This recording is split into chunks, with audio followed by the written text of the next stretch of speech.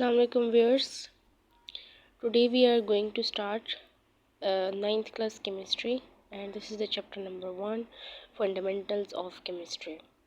In this chapter we will discuss the uh, main intro of the subject chemistry, the definition of chemistry, branches, many important definitions, many important terms that will help you to solve the self-assessments, numerical problems, and much more exercise question answers.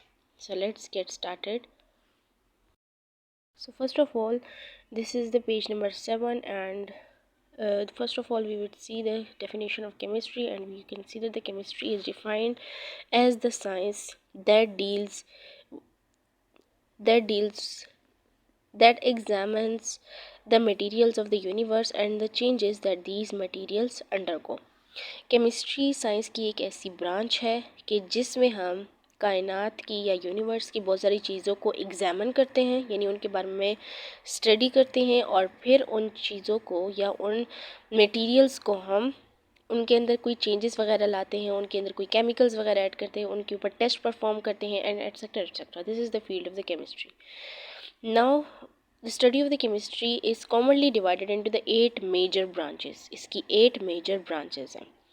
First of all, physical chemistry, organic chemistry, inorganic, biochemistry, industrial chemistry, and nuclear chemistry, environmental, and the analytical chemistry. We will study the definitions of each branch. So the first is the physical chemistry, the branch of the chemistry that deals with the laws and the theories to understand the structure and the changes of the matter. It is called as the physical chemistry.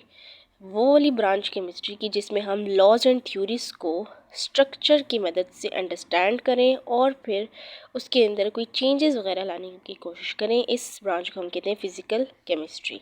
Next हमारे पास है organic chemistry. Organic chemistry, it is the branch of the chemistry that deals with substances containing the carbon. It is the organic chemistry. Organic के नाम से ही जा रहा है कि इसमें हम मेनली 2 कंपाउंड्स को स्टडी करेंगे, that is the carbon and hydrogen. Organic chemistry में हम इन 2 कंपाउंड से रिलेटेड बहुत सारे जो सब्सटेंसेस होते हैं, कंपाउंड्स होते हैं, उनको हम स्टडी करते हैं. जैसे अब हम स्टडी करेंगे इंशाल्लाह आप लोग देखेंगे कि 9th क्लास की केमिस्ट्री में this is the basically intro, but in 10th class you will study the main organic chemistry in which there are the reactions, in which there are the chemical names of each compound and etc. The carbon numbering, each carbon numbering has a different names etc etc. This is the main organic chemistry in the 10th class. Inshallah you will study it. Okay, so next हमारे पास third branch है inorganic chemistry. Inorganic chemistry is a branch of the chemistry that deals with the elements and their compounds except the organic compounds. वो वाले compounds जो हम organic chemistry में study कर चुके हैं, उनके अलावा जितने भी कंपाउंड्स बच जाते हैं वो हम इनऑर्गेनिक केमिस्ट्री में स्टडी करते हैं. Okay, next is the biochemistry. The branch of the chemistry that deals with the physical and the chemical changes that occur in the living organism is the biochemistry. Bio के नाम से जाहिर है it is related to the life, यानी ये हमारे environment में जो चेंजेस आ रही हैं दैट इज़ इधर द फिजिकल और केमिकल, उस ब्रांच को हम बायोकेमिस्ट्री कहते हैं. ठीक हो गया. नेक्स्ट हमारे पास है industrial chemistry. The branch of the chemistry that deals with the methods and the use of the technology in the large scale production of the use of substances. It is called as the industrial chemistry. ये एक ऐसी branch है जिसमें हम किसी भी process का method, उसकी यूजेस और उसके बहुत सारे इम्पॉर्टेंट यूज़फुल सब्सटेंसेस जो उस प्रोसेस में यूज़ हो रहे हैं, उस ब्रांच को स्टडी करने को हम इंडस्ट्रियल केमिस्ट्री कहते हैं. इसके नाम से ही ज़ाहिर है कि ये basically it is related to the industry. जैसे इंडस्ट्रीज़ या फैक्ट्रीज़ वगैरह में बहुत सारे प्रोसेसेस किए जाते हैं. For example I give you the example that घरों में हम घी इस्तेमाल करते हैं, तो घी को बनाने के लिए जो भी मैन्युफैक्चरिंग का प्रोसेस किया जाता है वो बेसिकली इंडस्ट्रीज़ वगैरह में होते हैं, फैक्ट्रीज़ वगैरह में होते हैं. वहाँ से पैकेजिंग करके फिर वो मार्केट्स में बेचा जाता है. ठीक है, तो इसको बेसिकली हम इंडस्ट्रीज़ वगैरह में प्रोसेस होता है, तो इन सब की जो स्टडी है उसको हम इंडस्ट्रियल केमिस्ट्री कहते हैं. ठीक है, नेक्स्ट हमारे पास है nuclear chemistry. The branch of the chemistry that deals with the changes that occur in the atomic nuclei atomic nuclei के अंदर जो भी चेंजेस आती हैं उस ब्रांच की स्टडी करने को हम न्यूक्लियर केमिस्ट्री कहते हैं। Environmental chemistry, the branch of the chemistry that deals with the chemicals and the toxic substances that pollute the environment and their adverse effects on human beings, it is called as environmental chemistry। वो वाली chemistry की branch जिसमें हम chemicals और toxic substances को study करें जो कि एनवायरनमेंट के लिए हार्मफुल हों और उसके ह्यूमन बींग्स यानी इंसानों के ऊपर बुरे असरात हो, एडवर्स इफेक्ट्स मतलब उसके बहुत सारे मेजर असरात हों, उस ब्रांच को हम कहते हैं एनवायरमेंटल केमिस्ट्री। नेक्स्ट हमारे पास है analytical chemistry, the branch of the chemistry that deals with the methods and the instruments for determining the composition of the matter.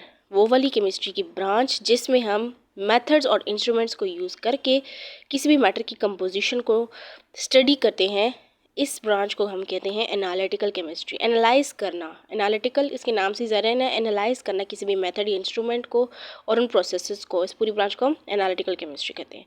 This topic I am skipping because it is the branches of chemistry को ही इन्होंने मज़ीद define किया हुआ है and this is not much important related to the federal board. मैं आप लोगों को वो वाले टॉपिक्स पे ज़्यादा फोकस करूँगी जो कि फेडरल बोर्ड के हवाले से बहुत इंपॉर्टेंट है या वहाँ से क्वेश्चन ज़्यादा आ सकते हैं। अभी we will discuss the branches of the chemistry जिसमें हम मुख्तलिफ ब्रांचेस की डेफिनेशंस आ सकती है, मुख्तलिफ ब्रांचेस की डिफरेंसेस आ सकते हैं एंड शॉर्ट क्वेश्चन आंसर्स में भी ये लोग आ सकते हैं ये टॉपिक, ठीक है। सो नेक्स्ट हमारे पास जो टॉपिक है that is the basic definitions। अच्छा, one point that I must clear that the self assessments I will discuss, सारी सेल्फ असेसमेंट्स मैं अलहदा वीडियो में डिस्कस करूँगी, वो आप लोग इंशाल्लाह देख लेंगे। उस सारी सेल्फ असेसमेंट्स एक वीडियो में मैं बनाऊँगी तो आप लोगों को अच्छे से समझ आ जाएगी, ठीक है। In this video I will discuss the theory, main theory. So next topic is basic definitions, ठीक है। इसमें हम बहुत सारी बेसिक डेफिनेशंस पढ़ेंगे जो कि आप लोगों का बेस बनाने में मदद करते हैं किसी भी केमिस्ट्री की ब्रांच को पढ़ने के लिए, ओके। सो नेक्स्ट हमारे पास है elements, compounds and mixtures. Anything that occupies space and has mass it is called as a matter. 2 class से ऑब्वियसली आप लोग ये डेफिनेशन पढ़ते आ रहे हैं कि कोई भी चीज़ जो कि स्पेस और मैस ऑक्युपाई करती है उसको हम कहते हैं मैटर, ठीक है। एग्जांपल्स क्या हो सकती हैं, oxygen, water, carbon dioxide, urea, glucose and बहुत सारी ऐसे सब्सटेंसेस, ठीक है। इन सब को हम मैटर में शुमार करते हैं। नेक्स्ट हमारे पास है element, a substance that can not be converted to other simpler substances, it is called as an element. वो वाला सब्सटेंस जो कि मज़ीद छोटे सब्सटेंसेस में डिवाइड या कन्वर्ट नहीं हो सकता उसको हम कहते हैं एलिमेंट, ओके। इसकी एग्जांपल्स क्या हैं, oxygen, hydrogen, iron, copper, aluminium etcetera, ठीक हो गया। नेक्स्ट हमारे पास है बॉन्ड्स, बेसिकली कंपाउंड की डेफिनेशन उन्होंने बताई हुई है। Compound is a pure substance that consist of 2 or more elements held together in fixed proportion by natural forces called chemical bonds। Okay जी, अब पहले हमने पढ़ा एलिमेंट। एलिमेंट जो है वो कोई भी सिंगल सब्सटेंस हो सकता है, जैसे कि oxygen. Give the example that element जो है वो हमारे पास क्या है, सिंगल सब्सटेंस है। जैसे कि मैं एग्जांपल देती हूँ ऑक्सीजन की, ठीक है।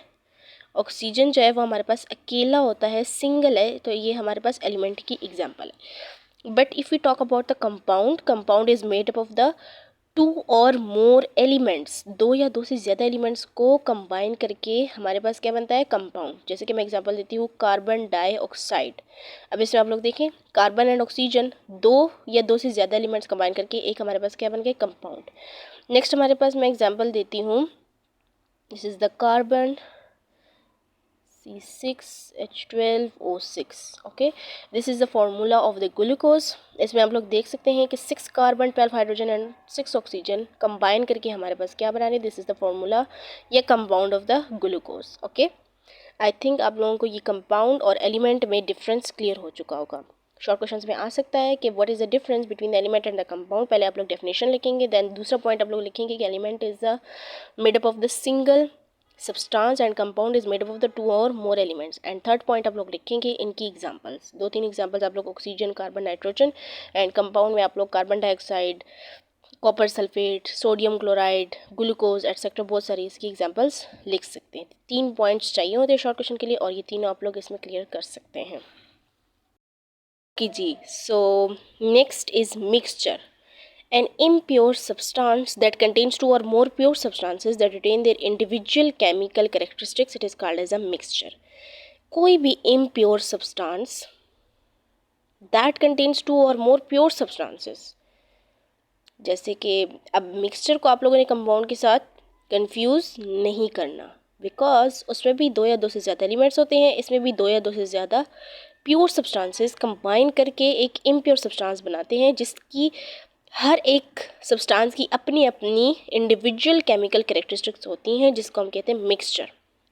Mixture can be converted into two or more pure substances by physical method. किसी भी फिजिकल मेथड के ज़रिए से हम मिक्सचर को मतलब सेपरेट करके प्योर सब्सटेंसेस उसके ज़रिए से हम निकाल सकते हैं. Examples of mixture are air. Air के अंदर बहुत सारी गैसेज इन्वॉल्व हैं, तो इसके अंदर ये हमारे पास बेस्ट एग्जाम्पल है. Water containing the dissolved oxygen. Water का फॉर्मूला क्या होता है? H2O.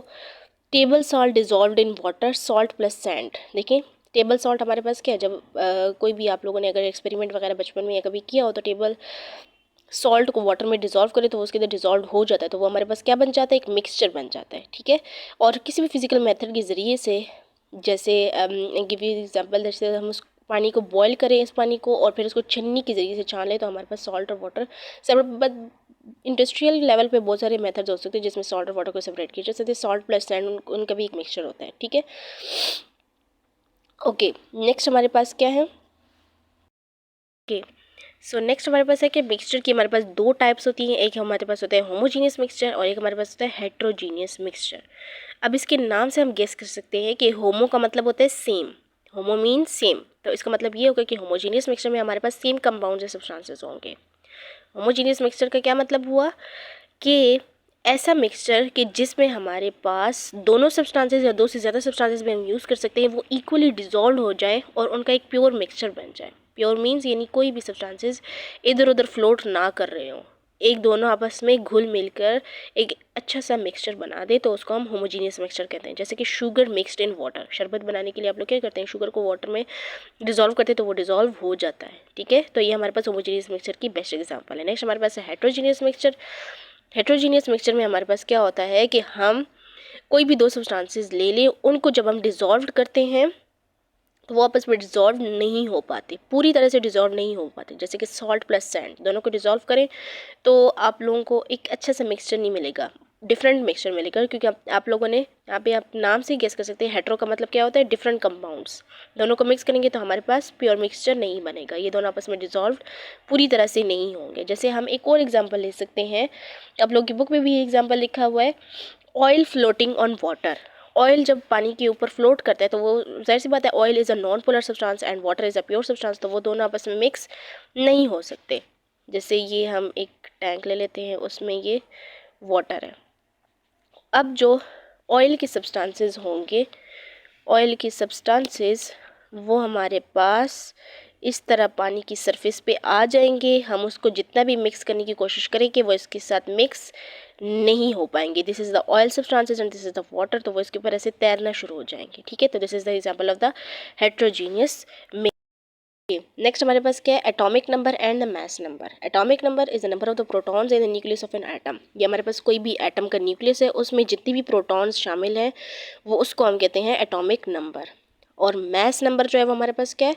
Number of protons and neutrons दोनों को प्लस करके या टोटल करके जो हमारे पास कंपोजिशन या जो भी हमारे पास आता है, this is called as a mass number. Okay. Hydrogen के एटम के अंदर सिर्फ एक ही प्रोटॉन मौजूद होता है, there is no neutron, no electron. Okay. Then हम बात करते हैं हीलियम की. इसमें हमारे पास दो प्रोटॉन और दो न्यूट्रॉन होते हैं. ओके. देन हमारे पास कार्बन एटम की बात करें तो यहाँ पे हमारे पास प्रोटॉन भी 6 एंड न्यूट्रॉन भी 6. अब अगर हम मैस नंबर की बात करेंगे तो हम प्रोटॉन और न्यूट्रॉन दोनों को कंबाइन करेंगे तो हमारे पास इसका मैस नंबर क्या बनेगा? 12. Carbon atom has the mass number 12. Helium atom का मैस नंबर क्या है? 4. ओके.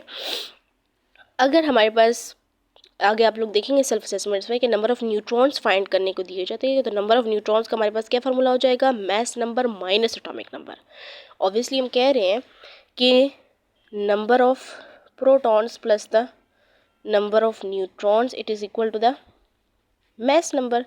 अब अगर क्वेश्चन में आ जाए कि find out the number of neutrons, तो जाहिर सी बात है हम फार्मूला को अरेंज करेंगे, नंबर ऑफ़ प्रोटॉन्स को हम नंबर ऑफ प्रोटॉन्स बेसिकली क्या है, एटॉमिक नंबर, तो हम उसको उस साइड पे ले जाएंगे तो हमारे पास number of neutrons is equal to the mass number minus atomic number. तो ये हमारे पास फॉर्मूला की रीअरेंजमेंट होगी जो कि आप लोगों के बुक में भी गिवन है। ओके, नेक्स्ट हमारे पास टॉपिक है relative atomic mass and the atomic mass unit. Okay, the first quantitative information जो इस टॉपिक के बारे में या एटॉमिक मास यूनिट के बारे में दी थी that was the लेविसर, Avogadro and the Berzelius. ये चारों साइंटिस्ट ने साथ में काम किया था जिन्होंने ये टर्म इंट्रोड्यूस की थी। अब इसकी डेफिनेशन क्या है, the mass of an atom of an element relative to the mass of an atom of the carbon 12 it is called as the relative atomic mass। किसी भी एटम का हमने mass मालूम करना हो तो उसका कंपैरिजन हम करेंगे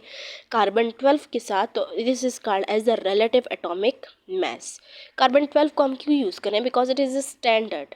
स्टैंडर्ड क्यों लेते हैं, स्टैंडर्ड हम उस कंपाउंड को लेते हैं कि जिसमें कोई किसी भी किस्म की चेंजेस या किसी भी किस्म की वो कहते हैं नुक्स या किसी भी किस्म का कोई भी डाउट ना रहे, तो इस वजह से हमने कार्बन 12 को एज स्टैंडर्ड लिया है। ओके, तो हम इसका फॉर्मूला कह सकते हैं कि one atomic mass unit is defined as a mass equal to the 1/12 of the one carbon atom. Mass of the 1/12 carbon atom is equal to the 12 AMU। हम किसी भी एटम का 1 AMU के जरिए से मास of the one carbon 12 divided by 12 करेंगे तो हम किसी भी एटम का एटॉमिक मास यूनिट फाइंड कर सकते हैं। यहाँ पे आप लोगों के पास ये टेबल है, यहाँ पे आप लोगों के पास मुख्तलिफ़ किस्म के एलिमेंट्स का एटॉमिक मास यूनिट गिवन किया गया। हाइड्रोजन का 1.00 नाइट्रोजन का 14, ऑक्सीजन का राउंड ऑफ करके 16, सोडियम का 22.9, राउंड ऑफ करके 23 एक्सेट्रा, बहुत सारे का रिलेटिव एटॉमिक मास गिवन है। ओके गाइज, नेक्स्ट हमारे पास जो टॉपिक है this is the empirical and the molecular formula.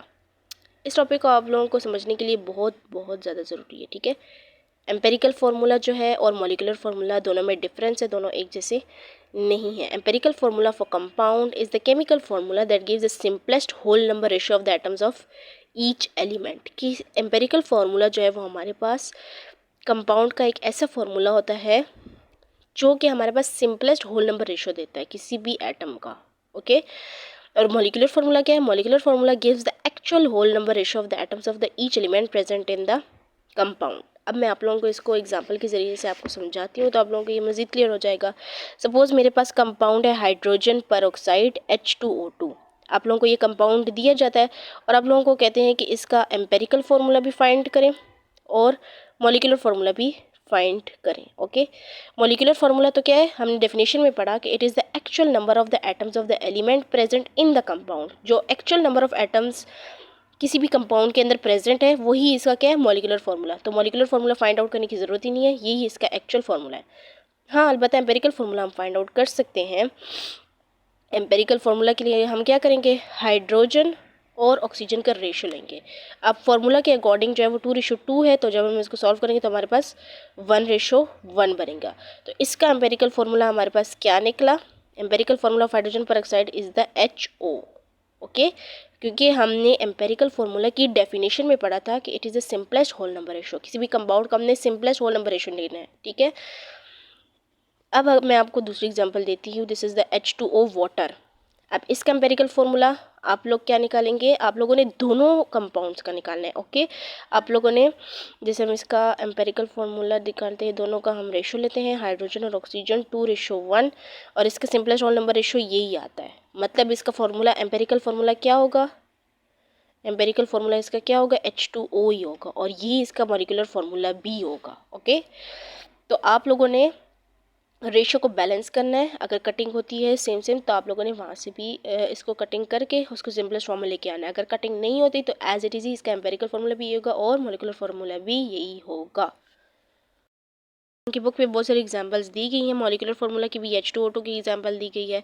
फिर उन्होंने यहाँ पे वही बताया कि empirical formula shows simplest number of atoms of each element where is the molecular formula shows actual number of atoms of element present in the compound. Okay, अब इन्होंने example दी benzene. Benzene के अंदर क्या फार्मूला होता है, C6H6। अब इसका empirical formula क्या है, CH। मतलब 6:6 करेंगे तो 1:1 हो जाएगा, दैट विल बी कैंसल्ड। तो इसका एम्पेरिकल फार्मूला क्या है, CH, but the molecular formula क्या है, C6H6। Okay, molecular formula for water and carbon dioxide are H2 and CO2 respectively. What are the empirical formulas for these compounds? ये आप लोगों से क्वेश्चन है। अभी मैंने वाटर का आप लोगों को सॉल्व करके दिखाया। एम्पेरिकल फार्मूला और मॉलिक्यूलर फार्मूला वाटर और कार्बन डाइऑक्साइड का यही ही रहेगा, क्योंकि हमने दोनों कंपाउंड्स के रेशियोज बैलेंस करनी है। ओके, इसमें आप लोगों ने कंफ्यूज नहीं होना। ओके, तो हमारे पास नेक्स्ट टॉपिक है molecular mass and the formula mass. देखिए, इस चैप्टर नंबर 1 जो है वो हमारे पास छोटी छोटी डेफिनेशंस है, छोटी छोटी फार्मूलाज है जो आप लोगों ने इसमें सीखनी है, ताकि आप लोगों को self assessments, exercise, numerical problem और प्रॉब्लम सॉल्विंग स्ट्रेटेजी को सॉल्व करने में आप लोगों की हेल्प हो सके और आप लोगों को फार्मूलाज याद हो। ओके, तो स्टार्ट करते हैं। Molecular mass is the sum of the atomic masses of all the atoms present in the molecule. अब इसके लिए हमें इंशाल्लाह चैप्टर नंबर 3 केमिस्ट्री में पढ़ेंगे। उसमें आप लोगों के पास एक टेबल है जिसको हम कहते हैं पीरियोडिक टेबल। उसको याद करने के लिए मैं आपको निमोनिक्स में बताऊंगी और उसके एटॉमिक मैसेज और एटॉमिक नंबर कोशिश करनी है कि आप लोगों को याद हो जाएं, कुछ जो कॉमन यूज़ होते हैं। ओके, तो मॉलिक्यूलर मैस हमारे पास क्या है? सारे एटम्स जो कि कंपाउंड में प्रेजेंट होते हैं उनके एटॉमिक मैसेज का जो सम होता है उसको हम मॉलिक्यूलर मैस कहते हैं। मॉलिक्यूलर मैस का क्या मतलब है? मतलब ये मॉलिक्यूल्स का होगा। मॉलिक्यूलर मैसेज के नाम से जाहिर है ना, तो मॉलिक्यूलर मैस क्या है? हमारे पास एटॉमिक मैसेज, जितने भी एटम्स प्रेजेंट हैं उन सब के एटॉमिक मैसेज के सम को हम मॉलिक्यूलर मैस कहते हैं। Molecular mass of water H2O, 2 atomic mass of hydrogen plus atomic mass of oxygen. ये 2 हमने क्यों लिखा? बिकॉज हाइड्रोजन कितने हैं? 2 हैं और ऑक्सीजन 1 है, तो उसको हमने एज इट इज लिख दिया। एटॉमिक मैस ऑफ हाइड्रोजन 1 है और ऑक्सीजन का 16 है, तो दोनों को हम सॉल्व करेंगे तो हमारे पास 18 AMU आंसर आ जाएगा। ओके, नेक्स्ट हमारे पास है formula mass, the sum of the atomic masses of all the atoms in the formula unit of a substance it is called as a formula mass. Formula mass जो है वो हमारे पास किसके लिए होता है? This is for the ionic compounds. Formula mass जो है हमारे पास आयनिक कंपाउंड्स के लिए होता है।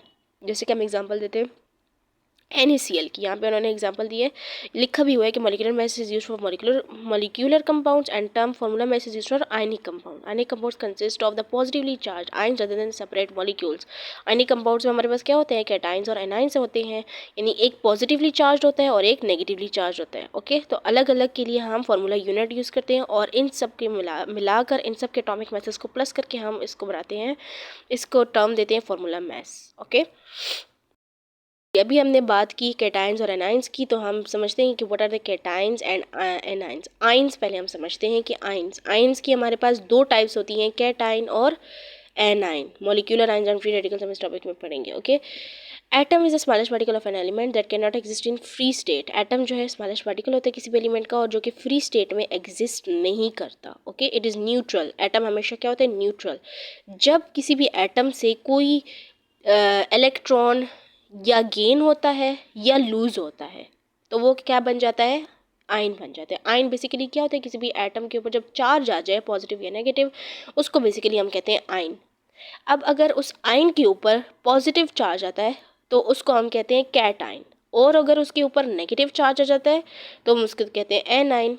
याद करने के लिए क्या तरीका है कि एनाइन के लफ्ज़ में एन आ रहा है, मतलब कि एन आ रहा है which is for negative. N भी नेगेटिव से शुरू होता है और इसमें भी एन आ रहा है, तो ये हमारे पास क्या होंगे? Negatively charge ions. और कैटाइन जो है वो हमारे पास क्या होंगे? Positively charge ions. यहाँ पे इन्होंने बस डेफिनेशन भी हाईलाइट की है, positively charge ions are called cations और negatively charge are called anions. Okay, अब मैं आपको एग्जाम्पल देती हूँ। इन्होंने एग्जांपल दिया, sodium forms Na positive. Sodium के आउटर मोस्ट शेल में एक ही इलेक्ट्रॉन होता है जो कि वो लूज़ कर जाता है तो Na पॉजिटिव बन जाता है। Okay, by losing 1 electron. Calcium के आउटर मोस्ट शेल में 2 इलेक्ट्रॉन होते हैं तो लूज़ करके हमारे पास Ca+2 चार्ज आ जाता है। ठीक है, जितने इलेक्ट्रॉन लूज़ करेगा उतना ही चार्ज आएगा। सोडियम ने 1 इलेक्ट्रॉन लूज़ किया है तो इसके ऊपर +1 चार्ज आएगा। कैल्शियम ने 2 इलेक्ट्रॉन लूज़ किए हैं तो इसके ऊपर +2 चार्ज आएगा। Okay, the metal atoms usually gain 1 और मोर इलेक्ट्रॉन्स एंड फॉर्म एनाइंस। जो हमारे पास नॉन मेटल एटम्स होते हैं, ये आप लोगों ने ये पॉइंट याद रखना है, जो मेटल्स होते हैं वो इलेक्ट्रॉन लूज़ करते हैं और जो नॉन मेटल एटम्स होते हैं वो हमारे पास इलेक्ट्रॉन गेन करते हैं। ओके, ये पॉइंट आप लोगों ने याद रखना है। अब मेटल्स और नॉन मेटल्स क्या है? आइए मैं आपको पीरियोडिक टेबल दिखाती हूँ।